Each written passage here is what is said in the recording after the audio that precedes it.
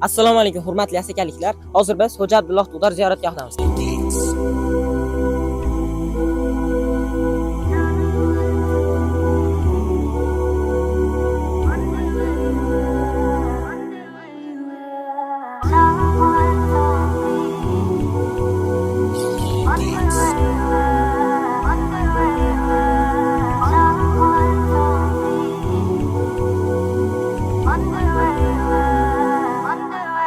Xo'sh, Xo'ja Abdulloh Tug'dor o'zi kim bo'lgan? Tarixiy manbalarga ko'ra, Xo'ja Abdulloh Tug'dor 7-8 asrlarda islom dini va ilm ma'rifatni keng yoyishda katta xizmat qilgan ulug' zotlardan biri hisoblanadi. U zot Qilich Burhoniddin Said avlodidan bo'lib, nasablari Payg'ambarimiz Muhammad sallallohu alayhi vasallamga borib taqaladilar. Xo'ja Abdulloh Tug'dor Qo'qon xonligi davrida Asaka hududiga kelib, mahalliy aholiga ilm ma'rifat, diniy ta'lim va tarbiya berish bilan shug'ullangan.